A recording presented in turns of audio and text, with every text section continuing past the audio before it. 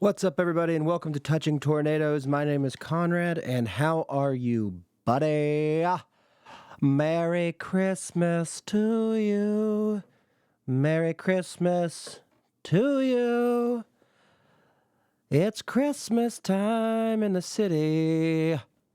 Yeah, if you're watching this and it is still December and it's before Christmas, Merry Christmas to you. If it's after and it's later, then don't worry. I hope you had a great Christmas. It's that time of year. I have a Christmas party tomorrow that I should be able to make it to.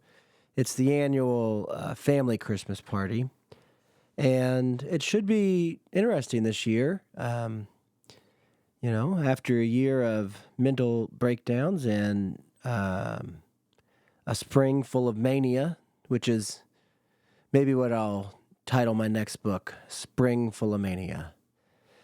We'll see how everybody reacts to me. I mean, I imagine that for the most part, it's been long enough that everybody will kind of what people do now. They just kind of keep their distance and to see, how's he doing? How's he doing over there? Are you okay? Which is nice. It all comes from a good place, and I appreciate it, but not necessarily looking forward to the awkwardness of it. And I was hoping that I still wasn't sick. The thing is, I think that I caught the COVID, dude. I think I got COVID-19 again. And the only reason I think that is, so in an effort to save water and laundry detergent, and just the fact that it's freezing out right now, it's real cold here in the Midwest. When I go do my morning jog, I prefer to not like have a new set of sweats and sweater every day. I feel like go run in it, you get a little sweat, a little lather going, and then hang them up, and they'll pretty much dry. They might be a little stiff, but they'll dry, and they might smell a little bad, but who cares? Because it's not like I'm going to be around anybody.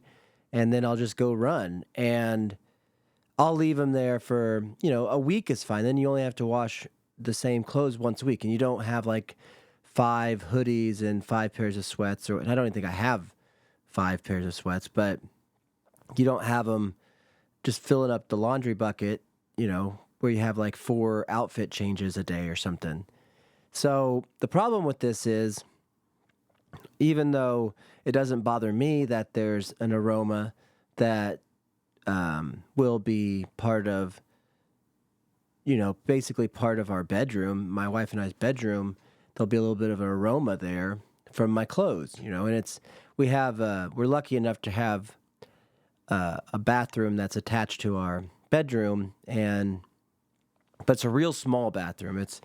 It's just a room for a toilet and a stand-up shower. It's like, 4 foot by 4 foot or something, the whole thing. So when you close the door, that's where I hang my sweats and sweater at, is on the door. And so when you close the door, the stuff that's hanging on the door is like right there in your face. And so, you might be in there thinking you're going to go in there and do the things you do in a restroom, and those will be bad enough, but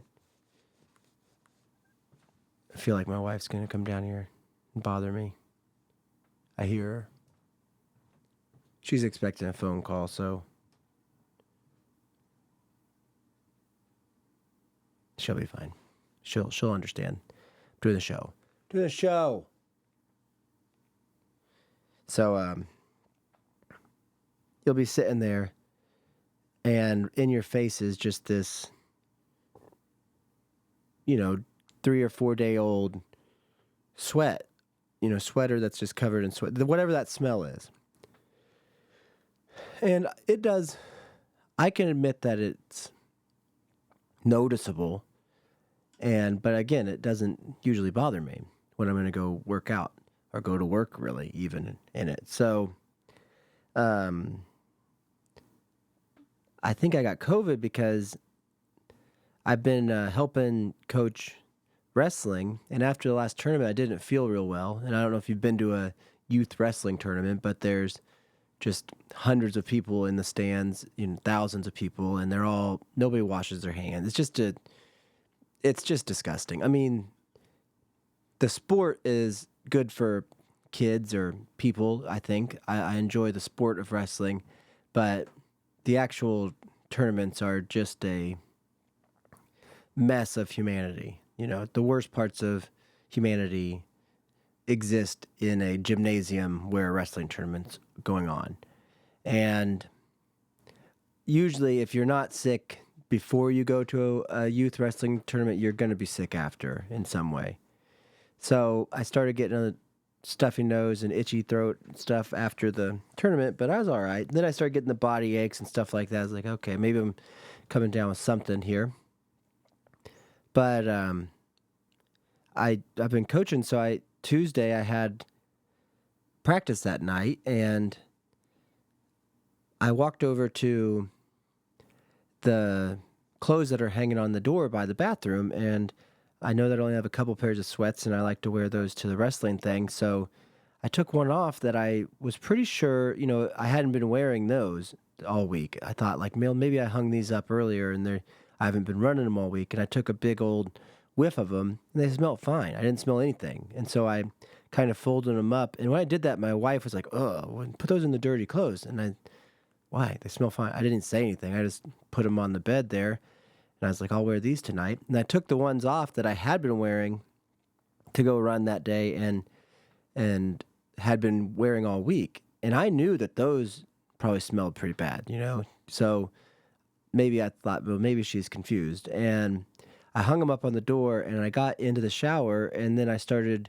doing the stuff with the soaps and all that stuff, and I got all these nice soaps in there, these Equate and just the Walmart generic brands, but they got good flavors to them, and I started squirting them on and washing, and then that's when I noticed I couldn't smell.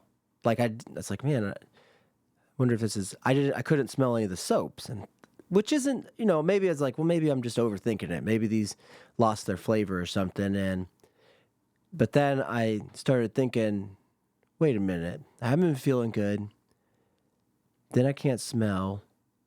Oh no, maybe I got the COVID, because the first time I got the COVID, it wiped away my sense of taste and smell, which is just the weirdest feeling ever. And so then I was thinking, oh no, maybe I just, maybe those sweats that my wife said throw in the dirty, maybe they do smell bad, and maybe I just put my face into possibly one of the worst smelling things ever and just took this huge hit off of it, and nothing. It didn't affect me at all. Like, I couldn't smell anything. And so when I got out of the shower to test this, I went and got the ones that I knew had to have smelled pretty bad. The ones I had just been wearing and was certain had a sense of aroma to them. And I hit those, and there was nothing there. I mean, smelled fine. So then that's when I realized I got the COVID, And so, but it's not, I don't think it says, I don't think people care anymore. People realize that I don't know. It was bad, and when it first come out, but now that we're on like the third sequel of COVID, like nobody, it's like the Rocky Five of viruses now, where people are aware of it, and they might go get it, but they don't care. They're not happy with it. It's not gonna make the news or nothing. So I took off to my dad's because he said he wasn't feeling good either. So that's something I like to do. I'll check in, and if an older person already has an illness, then I'm fine with going over there. But if they're not sick, I'll leave them alone. But I was under the assumption that he probably got what I got. So I went by and got him his favorite lunch and some of his favorite hot sauce from Taco Tico, and thought, I'll bring him some of this hot sauce. It'll clear his sinuses, and he'll start feeling better. And drove down to his house and went in, and I don't know if he's got COVID or not. I was feeling awful at this point. This was yesterday, and just the body aches and the sniffling and everything. I feel a lot better now. I don't know if I sound better, but I do feel a lot better. And I went in, and he was like Igor, dude, coming out of his bedroom. He was fully dressed, which is nice, and looked as if he wanted to go get something done that day, but he just sounded and the way that he was talking just awful. So, and he texted me this morning that he's still down and feels worse than yesterday. So I didn't get as bad, but there's also a part where I got my immune system. My brain may not be operating all the time as well as others, or maybe it's operating 10 times as fast as others. I don't know, but my immune system is fine. I try to keep that pretty good, dude. I'll take my omega-3s, and I've been taking Flintstone Vites, and so then I've been doing my exercising every day, so I'm feeling pretty good. If I catch something, I can usually kick it out of me pretty quick. My dad's the opposite, dude. He's been treating his body like some sort of science experiment, how much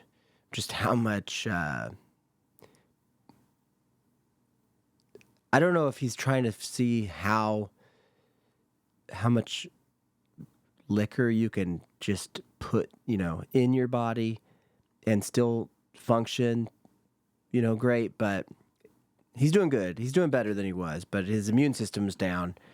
And so this thing got him pretty good, I think. So I'll have to go check on him after the show, but I think I got the COVID is all I'm saying, and that's nice. I just wanted it to be out so I can go to the Christmas thing. And my plan for the Christmas party is I realized you just kind of have to act as if, dude. So, and it's hard to do, but for a while I was in the worst slump ever, and that's an understatement. But a lot of these people didn't see me then. So I don't have to remember that frame of mind and then present it to them in that way so they can, sometimes I naturally want to do that for some reason, or it's like an instinct. I don't want these people to think I'm happy because they heard about my trial, the stuff that's going on with me this year. And if I'm happy, they'll think well, what's wrong?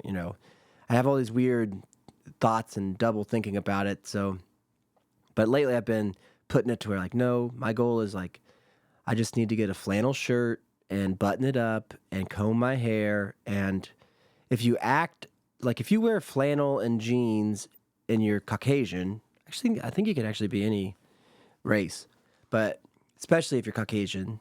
And I've never been in any other race, so I don't know if this works. But for me, I think that if you present yourself that way, where you got a button-up shirt on and the nice jeans and comb your hair and stuff, and if I can just do it and get my smile out, people, because they won't all talk to me, the presentation looks like you got your stuff together. And if you keep that presentation, that's what people pick up on, and they'll actually send you good energy as you're putting out, even if it's artificial energy. You're putting out the artificial energy, and I think that'll work out. Because I don't want people, that's the hard part. You don't want people to or at least me, I don't want them to sit there and feel sorry. I don't want to bring it down. I don't want to be a downer. I've been enough of that this year. I'm tired of it. A lot of the time, I guess I couldn't control it, or it seemed like it, and I don't know what that is. I think it was,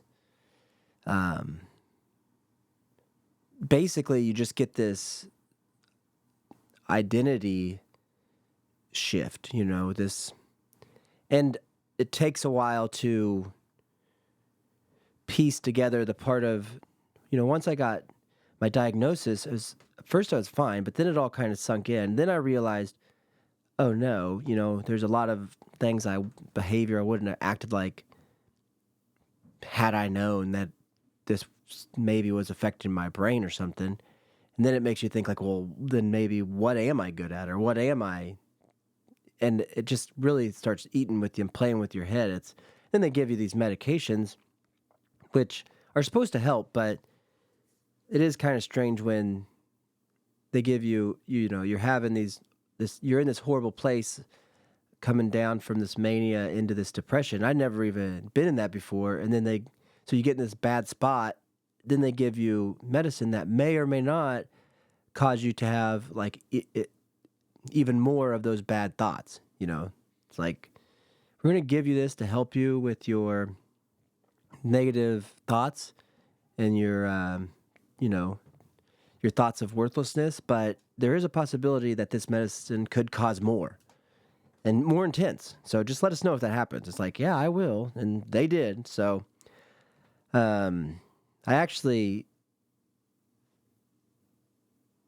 don't know. Part of me thinks that was just the different medications that I was on at the beginning of this year when I went in to get some help and stuff, that they might have played with. They did definitely have an effect. To what degree and to how much everything was, I'm still not. It doesn't matter. It just did. And the funny thing is, none of it really matters. You just get through it and then hope that you're good moving forward, kind of. That's kind of where I'm at now. That's the approach I'm starting to take, or trying to take. So anyways, I did finally share the show on Twitter, and I have not put on Facebook yet, my blog, and I'm still kind of I've never really done I don't know exactly how I'm trying to approach this whole project. That's the biggest thing. So it's hard to want to present it and share it and say, hey, check this out, when even I at the time don't know exactly how I want it to be. Because the thing is, when I got hit with, this is what's wrong with you, which is maybe the wrong way to look at it. This is what's right with you, you could say. It's just the way I am. Get hit with that diagnosis, there's this big part where you start looking at the bad things, the bad symptoms, everything that's going on with it, and then you get into this blame and shame and all this stuff that you're broken and incapable and ruined things, and then you don't know if it was the disorder or your own self, and it just gets you in this weird spiral of crap. And the only way I really learned about all of that was listening back, to other people's shows and trying to find like relatable stories of people that went through like a manic event or something like that, and then be like, okay, yeah, dude, I've been there, or now I get it, that a lot of this could be brain chemistry. I think a lot of it is mindset too, and a lot of it is substances and stuff like that. It's just how our brains are. Everybody's just different, but there is similarities that I was looking for to figure out if I was alone or not. And I found a bunch of shows, and so I thought, well, I could do that, Obviously, I thought that I'd been doing shows for a long time, but when trying to put all this together, or to figure out how I wanted to move forward with, doing a show, do I want to move forward? There's a couple of months there where I'd kind of shut down from everything, and only because I didn't know which part was really me. Like, that's what's so weird about getting diagnosed. It's almost unfair, like, because then I don't even know how to explain it. You get this part in your head, like, well, would I have done any of that? Or was the only reason I was doing that because of this thing that's going on with me? But as I pulled myself out of that and realized, who cares if that was the reason? Do I this is what I've always wanted to do. This is what I've been doing for so many years. Well, I'm not going to quit on it now. And even if the past didn't go the way that I wish that it would have, it doesn't matter. It went the way that it went. So I got to move forward and keep trying to do what I've been trying to do. But there was a few months there where I haven't, really checked in with any of the stuff that I used to be a part of. And so just been isolated basically from my old life. And so when putting this together, when realizing I want to do it again, I want to do a show again, but then I thought, well, do I want to do one like I'm listening to with these people that have bipolar, these mental health shows, these advocacy shows. And part of me thinks, yeah, I can there's a space there for me it doesn't matter if there's a space there or not, I could do it. But then part of me, the real big part of me is like, that's not necessarily me though. It's not, even though I'm different, or with this revelation of that I'm part of this new community that I didn't know I was a part of, it doesn't really necessarily define me or who I want to be, like my goals. The way that I want to do a show is to express me regardless of that. So it's hard to be like, well, you finally got a niche, but son of a niche, do you want to be in that niche? So that's what I've been kind of working on. So I haven't shared everything totally. I just finally, I have the blog up and going, and you can go visit it at touchingtornadoes.com. I don't know what the subtitle is going to end up being. I've had like my bipolar storm. I've had thoughts of changing it to something else. I wanted bipolar to be in it because I want to be part of that niche. And I think that it's kind of important for, like when I was looking for those shows, it would have been nice if I stumbled upon something that was a mixture, wasn't just total advocacy, but had its own, I guess, personality to the mental health space or something. So it's like, I want to be part of the niche, so I want to keep bipolar so it becomes searchable, all that kind of stuff. But at the same time, I also don't want it to, like, I don't want people to be like, oh, I don't want to listen to some show about a dude that's bipolar. It's like, so it's a weird, I don't know how to necessarily title it or create that. And I'm still, working through it and trying to figure it out and asking the universe to send me the right answer. So right now, Touching Tornadoes, I like that name because it does describe, the mania and what it feels like a little bit, but also it can be kind of generic enough, or maybe generic is not the right word. It can be branded. It's a good brand. Like, you could have it be Touching Tornadoes, and it's just because it's a chaotic comedy show.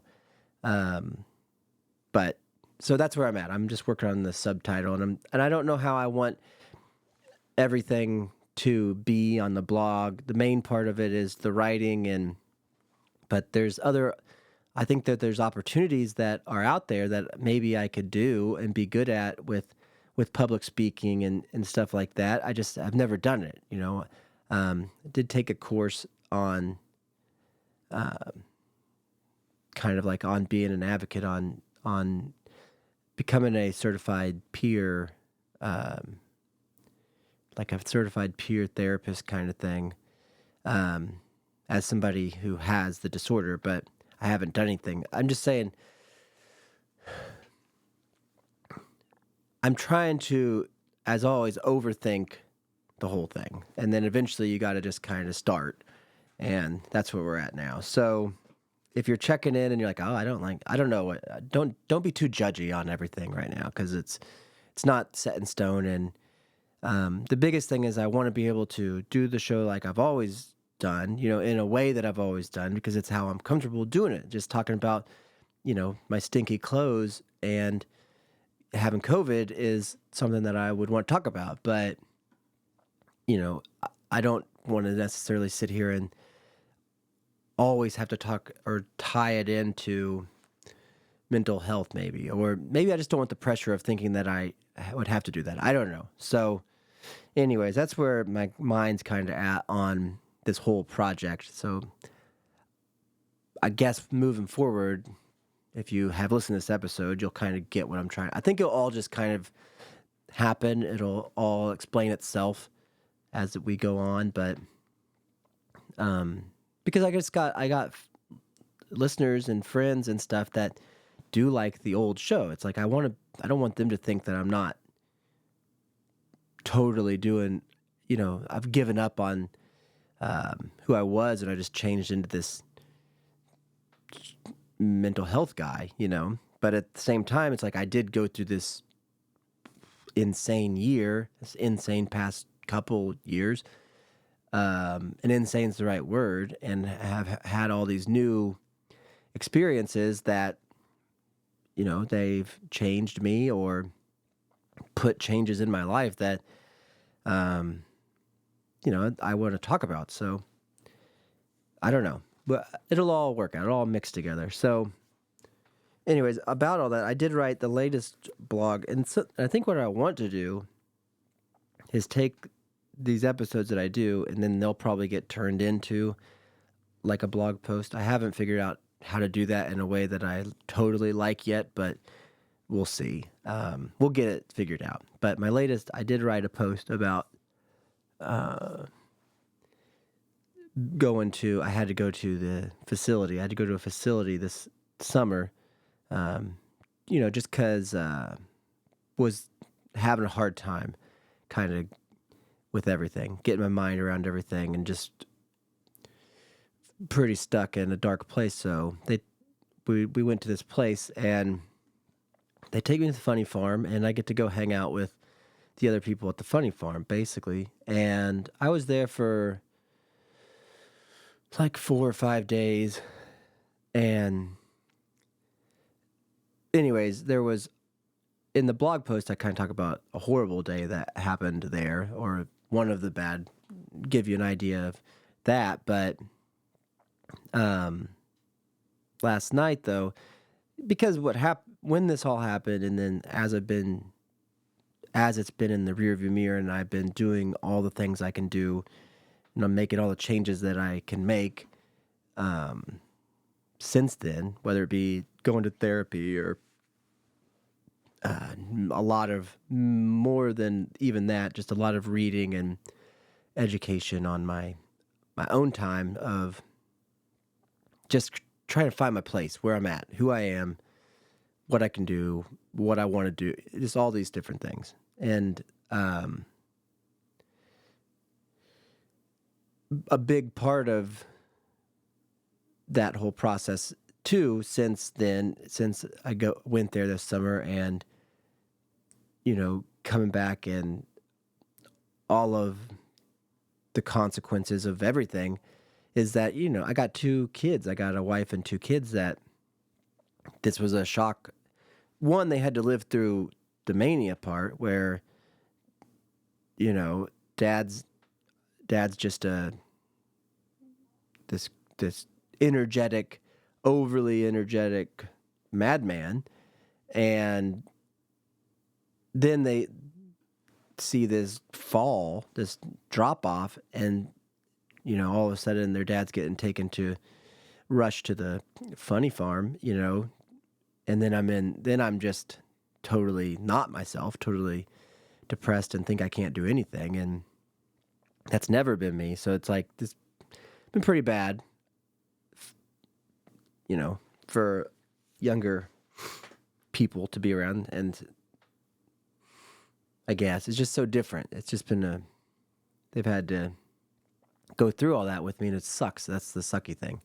So I've done everything I can, and will continue to just be better and show them, as I've gotten better, try to explain to them, my kids and my wife, that, yeah, I'm all right. I'll be all right. I'm getting this figured out, which is nice. And one of the steps in there is in relation to that blog post I was telling you about, where in the post I had talked about kind of just a bad evening there at the facility. I have not really, not that there's any reason to, but I had not up until last night really talked about it with Jonah yet, my son. And I know that he knew I went, and I know that, he worried about me, and was worried, that kind of stuff. I don't think he is as worried about me anymore, that we're kind of getting back to normal and good, and have been for a couple months now, and just working on it since this summer, which is good. But we're getting to the place where I can, or it seems like, where he'll ask questions or be around that. Like, he wants to know. So I got to tell him it's like we're to the place now where I can finally be like, hey, man, I had to go there. It sucks, but here's a funny story about it. And so he was telling me about um, what's been going on in his lunchroom in middle school and kind of how that whole setup works with the a la carte table. And, the fifth graders get done eating first. And so they'll leave their, the stuff they don't eat in the discarded milks on this one special table. And one of the kids was grabbing stuff off that table or something. I don't know. He's telling me some story about that. And it reminded me, is like, dude, can I tell you about uh, the place I went? He's like, what does he call it? The He doesn't call he calls it the psych ward the insane asylum. Oh, the insane asylum, which is like, yeah, that's what it was. But I got to tell about, it was so strange when I went there because I didn't know one, I'd never been, and two, I don't know how it works. But the way he was describing the lunchroom is kind of how they basically treat you like you're a middle school or elementary school when you're there.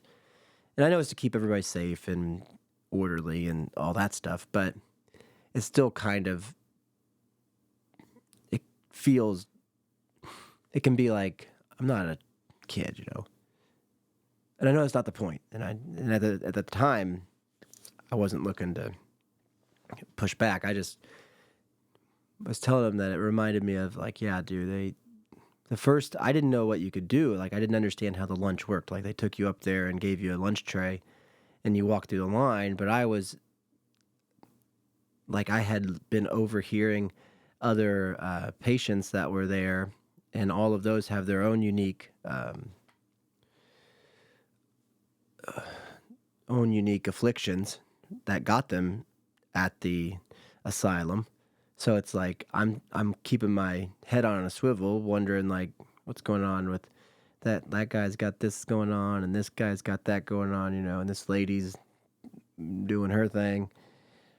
And that's an odd position to be in. I'm sure it's odd for all of them, although it seemed like every other patient was completely comfortable being there, had been there many times, and I was the new kid on the ward, on the block.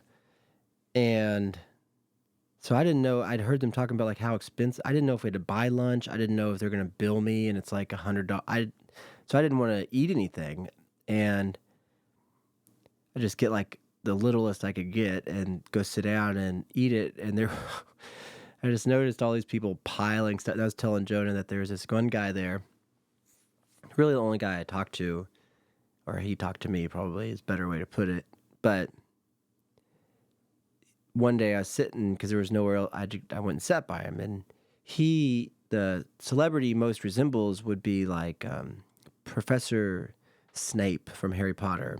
Just long black straight hair and very tall, and scar on his face, because this guy had a scar on his face from getting shot in the face. So he told me about that story, where he was at the shelter and got in a fight or something, and a dude shot him in the face. So I was like, okay, yeah. Do I belong here? It's like, well, you're here, so I guess you do. Usually when you get to that position, that's kind of the thought process. At least it was for me. I don't feel like I should belong here. It's like, how did I get here? Oh, I must belong here. But I sat down, and he had just had like meatloaf stacked on top of whatever. They had like usually they had a couple main course options, and then you could grab yourself like an Uncrustable and a carton of milk and maybe some peaches. And this guy just had everything loaded. So he was diving in. He's like, man, the food here is freaking good, dude. He was going into it. And I hope my wife doesn't come in here and bother me.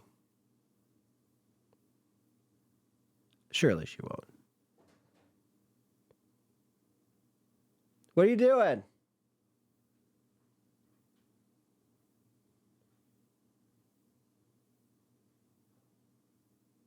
So anyways, I guess nothing.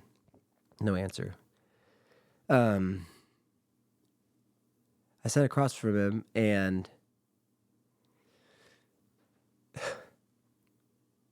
he started telling me about like he's gonna be able to get out of there in the next day or so, and they're gonna give him a little bit of money. And he's like, dude, I'm just trying to come up with this list. And again, I was pretty down at this time, and I'm good at lists, but I didn't really want to.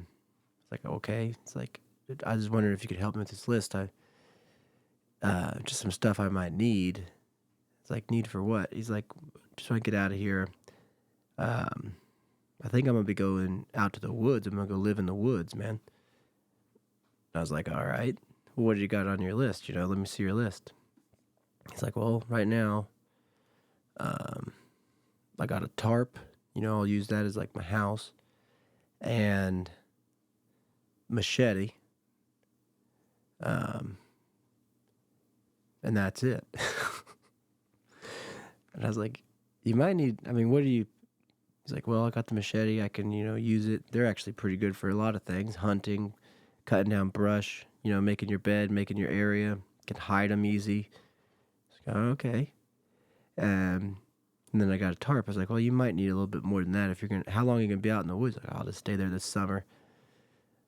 All right, man, that sounds good. It's a good plan. In my mind, I'm like, I got to get out of here, and I don't want to go live in the woods, and I don't want to get shot in the face, and is that what I'm going to be right now? And not to say that this guy's a bad guy. He's actually really nice, and it's a dang shame he got shot in the face, and I hope he had a great time in the woods, because he got out the next day, and, I know he went to get his machete and his tarp, but he did say, yeah, you're probably right. I will need a couple more things. I'm going to get me a pack of smokes. Then I'll be good, So, I don't know what was totally wrong with this guy. That's the thing about these places. It's not that everybody in there has got like bipolar or something. Everybody's got their own deal, and I think they would tell you if you asked them, it seemed like. Some of it's kind of obvious for some of them, but I didn't inquire with him or anyone else about what they were in for or why. I would overhear it sometimes, and it was frightening enough to just... It was frightening enough, to think that everybody was there for the same reason as me, and then sometimes when you'd hear why they're there, it's like, oh my gosh. And so, anyways, I got out, and so far, lucky, fingers crossed, haven't been back. But it was nice to be able to tell Jonah that this guy was giving me his camping list, and Jonah was like, what's on it? I was like, he just had a tarp and a machete, and Jonah was cracking up. I was like, that's all he was going to bring? You didn't want to bring any food? I was like, I don't know. That's why it's funny, buddy. So to be able to get to the point, with my family, my son, about kind of joking about, it's still serious. We all went through it. That's the part where I'm having trouble with all this. I want to be able to look at it a little more lightheartedly, I guess, as we go forward, and take it as a experience I never wanted to go through and didn't want to put my family through, and it's something I got to kind of deal with forever, I guess, moving forward, or be aware of forever. But it doesn't have to just be this big heavy rock that's on us, and that's what I don't want to bring to the Christmas party. So anyways, that's kind of where we're at. I'll let you know how Christmas goes. I'll try to pop on. I want to do these every week is the plan, like I used to. I might do them even more frequently once I get back into the rhythm and kind of get a feel for how the flow of the show is going to go. And, once we get going with this touching tornado things, then I think that there's opportunities and stuff for, to do some more of the Connie G show and to get back into those. I know that Skin Man and Casey are still doing their show, I think, and I haven't talked to Shannon, since my uncle's funeral, or maybe I did send him an apology text, him and Smooth E, just for, that kind of stuff, but nothing about shows or anything, and they haven't checked in with me either, so as far as getting any of that old stuff back together, I don't know if that's on the docket or in anybody's plans, but getting myself back into this arena and pursuing and picking myself up and moving forward here with it that's the plan. So I'll be on here with this. So it's just the Touching Tornadoes. You guys can subscribe on all the places. I'm going to start putting the videos on YouTube probably. And then I'll probably have links to, I want to switch the Patreon thing with my old podcast with Con Radio, which will just have all the stuff that we had done, those guys from Wichita and the Connie G show and Conrad and Jack show. So I'm trying to figure out how to put all this stuff together in a way that makes sense and can be like I don't have to not be proud of, and not because was part of, I'm proud of everything that we've done. So, and then I want to take this, and it's maybe a new direction a little bit, but it can all kind of link to each other is kind of the way I'm thinking. So, if you think it, you can do it, dude. So that's where we're at. And so, yeah, have a good Christmas. I'll be back before next year. Don't let your meat loaf. Be good to yourself, and tell a friend about the show. Tell them about Touching Tornadoes. Check out the blog. I'll try to get a few posts on there before the next show. And yeah, we'll talk to you guys later.